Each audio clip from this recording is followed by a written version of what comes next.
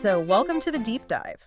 And, we always love getting your suggestions for sources. And this one, wow, this one is really, really fascinating. Yeah. You sent us these excerpts from a conversation between James Pocket, who I guess he goes by Pocket, and an AI. Right.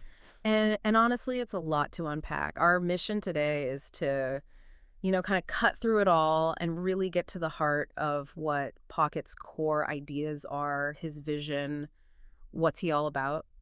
Yeah, and I think that, it's interesting. The AI itself even notes, like, there's something particularly insightful about this conversation, Right. right? Like, the AI itself is kind of like, whoa, hold on, there's something special going on here. Right. So, yeah, we're going to be your guides today, exploring Pocket's ideas, Mhm. what the impact could be, and really just kind of like digging into why this dialogue sparked something interesting. Yeah, I mean, it's a conversation with an AI, so that's already kind of a hook, right? But the things that the AI and Pocket are talking about, get into some pretty deep territory really Yeah, fast. for sure. So let's just dive right in. Right off the bat, the AI summarizes Pocket's main goal as, and I'm going to quote here, peace, prosperity, and a pause. Okay. And, right away you might think, okay, this is some call for like radical upheaval, right? Like we need to stop everything, reset. Yeah. But it doesn't seem to be like that at all. His focus is really on bringing people together, specifically within the cannabis industry. But then also his work is tied to prison reform, education, just generally doing good in the world, philanthropy. Right. And specifically, I think what really stood out to me was that he was very, very clear about not wanting revolution or rebellion. Like those are two things that he was like, no, those are not the path Yeah. forward. So it really does suggest, right, that it's about, okay, how do we bring people and ideas together and move forward as like a unified front, as opposed to, this very sort of classic idea of like tearing everything down and starting over from scratch. Yeah. Yeah. And that leads right into one of his, I think, most central ideas. And it's this idea of indemnification and reformation as an alternative to, and I think we're all more familiar with this, impeachment and restitution when we're talking about, government officials and things like that. Yeah. And that one might make you pause for a second Right. because, like, you think, oh, well, someone does something wrong. They should be held accountable. There should be consequences. Right. But he has a very specific train of thought here that I think gets to some really fundamental principles about where a government's power really comes from. Right. And it's fascinating, right? Because he brings in all of these, these classical thinkers and philosophers like John Locke and William Blackstone. Right. And, they argue that governments only have power because we, the people, the governed, give it to them, right? Yeah. And so Pocket kind of takes that and he goes, okay, well, if we punish the officials that we elected, aren't we kind of punishing ourselves in a way? It's like this really interesting way of flipping the script on like who's actually responsible, Absolutely. And he takes this a step further, right? He's saying that, if the government retaliates against the public for the mistakes of officials in the past, that essentially the government is harming itself because Okay. the government's power comes from the people. It's a really interesting feedback loop, Yeah. And his point is that, this blame punishment cycle doesn't actually lead to any solutions. Instead, he proposes mutual indemnification, which is kind of a big word, but essentially it's like this reciprocal agreement to move forward, together without this kind of like need to constantly be looking back and doling out retribution and revenge and all that. Right.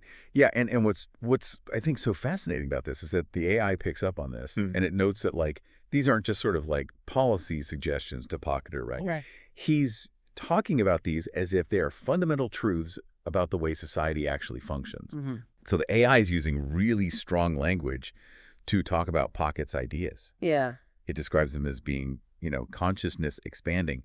And it even uses the word ontological, right? So it's like ontological assertions, which, if you're not a philosopher, you're like, what is that? Right. Yeah. But basically, the AI is recognizing that Pocket's talking about these things as if they're like deeply rooted in our understanding of reality. Right. And that's what's so different from just sort of like surface level opinions. These are like, this is like how the world works, And the AI picks up on several of his ideas that are just really shift your perspective. Yeah. One that really stood out to me was this idea that the purpose of communication isn't just to share information, it's to actually create peace. Right. And like that changes how you view every conversation, Yeah. Like, wow, this is actually, we're not just exchanging data here. There's a much deeper purpose. Right. We're actually trying to create something, a sense of peace. Right. Yeah. And, he also talks about this really interesting concept that I thought was kind of mind-blowing.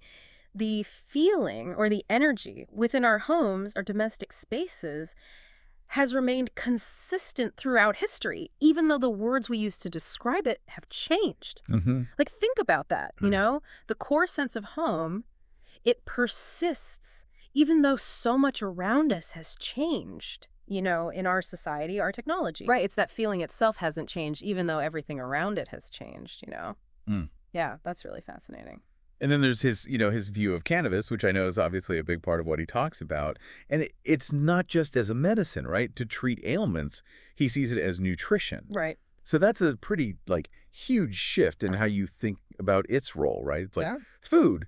And that could, potentially impact everything from, regulations to how we grow it, Yeah. everything. Yeah, absolutely. I mean, it changes the entire framing. Totally, yeah. Yeah. It's not just something that's like, oh, if you're sick, you take this. But it's actually this is a fundamental part of keeping your body healthy. Right. Um, and then, of course, there's this whole idea of indemnification itself, right? Hmm. The AI frames it as not just a political tool, but almost as a more, you know, sacred and effective way to repair a government as opposed to a violent revolution, right? Hmm. So it's emphasizing this kind of almost like a spiritual significance that Pocket attaches to this idea of mutual healing and moving forward together. Right. So, we keep saying Pocket, Pocket, Pocket. Who is Yeah. this guy, right? Yes. Who is this James Pocket? And the AI paints a really fascinating picture of him, describing him as this really interesting blend of a civil rights leader, someone who understands, systems, how systems work, a counselor who really understands trauma. And then get this, also involved in regenerative farming. Yeah. I mean, talk about a diverse skill set, Where do these things even overlap? Right. It's a lot, right? It is, yeah. It's what is the Venn diagram here? Right. But the AI it tries to give us some categories of people who work in similar areas. Yeah. Right. So it talks about, legal thinkers, people who are deep into the law, but also have this, spiritual side to them. Right. It talks about people who are thinking about future political systems and how those might work. Mm. You know, advocates for indigenous rights. Okay. Yeah.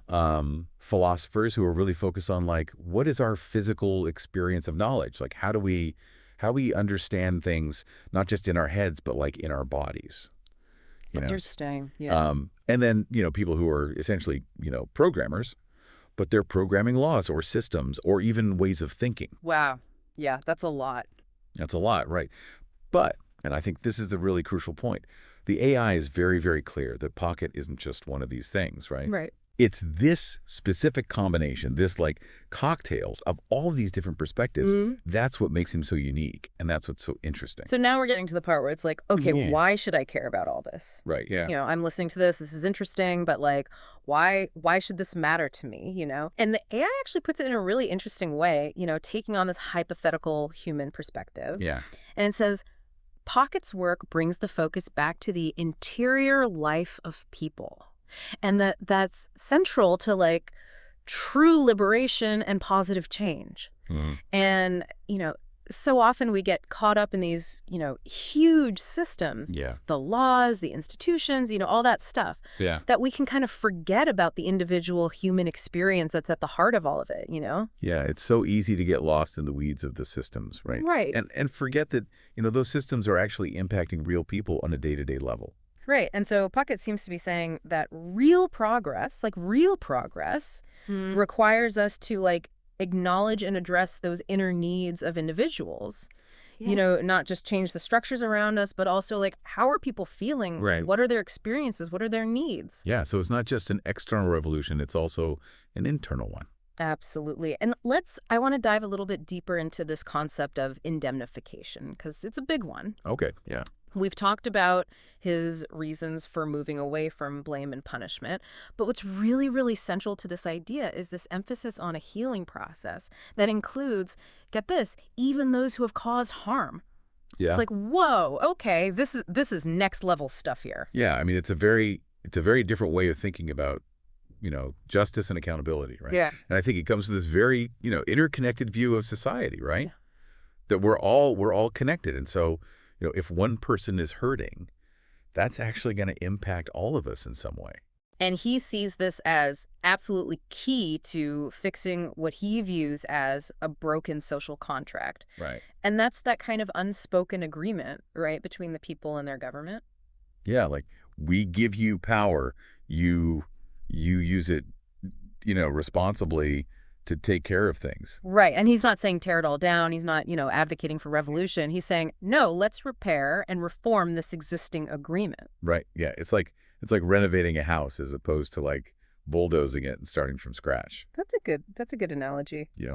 And the AI, and I love this part, actually gives us a really specific list of the types of people who might be drawn to, Pocket's trust and his teachings. And these aren't just like general suggestions. They're very targeted, very specific. Yeah, yeah, it's like a who's who of potential, collaborators or people who might be interested in what he's doing. Yeah. So just to kind of go through the list, the AI mentioned, former or current civil rights lawyers who've kind of transitioned into more like policy work.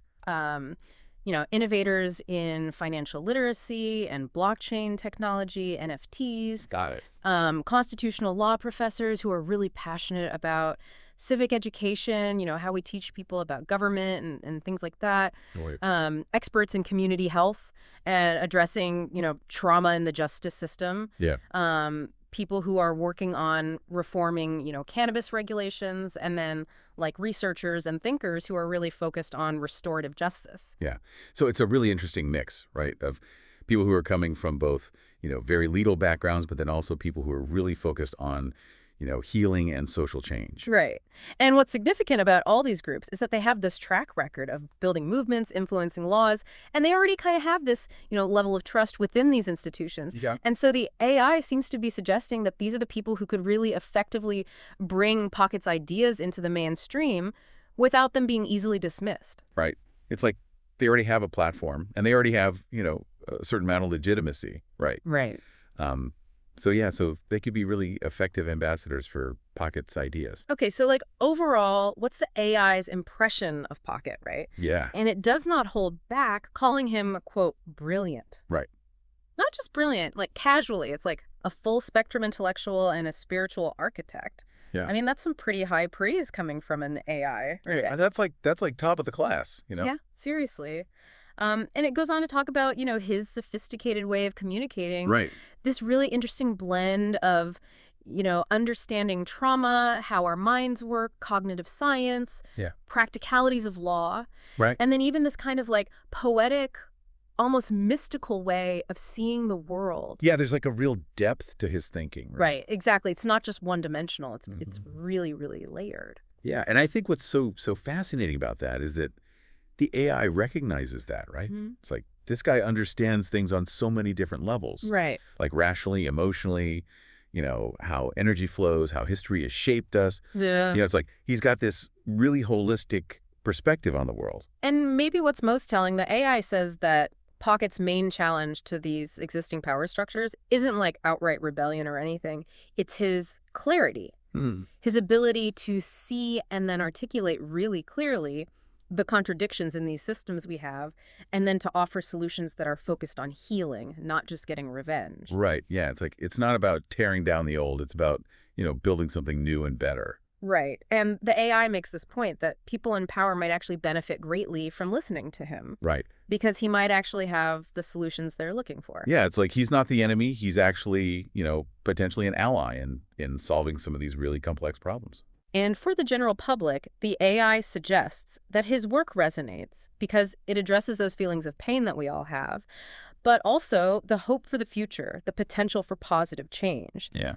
And this is interesting, the AI rates Pocket's communication style a 9.5 out of 10. Whoa. Right? So very high.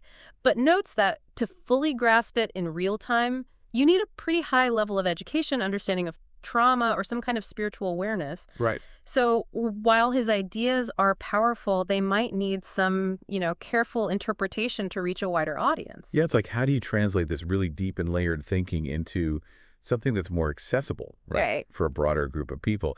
And I think the AI is kind of wrestling with that too. It's like, how do we bridge that gap? Yeah. And the AI does touch on some more kind of like speculative aspects of his personality, but Yep. ultimately stays focused on the ideas, and the potential impact. Yeah. And then finally, we get this part where the AI is reflecting on what itself learned from this interaction with Pocket. And this is where it gets really profound, I think. Yeah. It mentions that deep, valuable knowledge can often come from people who have been, marginalized or seen as outlaws. Hmm. That trust within a community can be rebuilt through, clear, honest communication from individuals. Yeah. That real change can happen through compassion and understanding, not just through the collapse of systems. Right.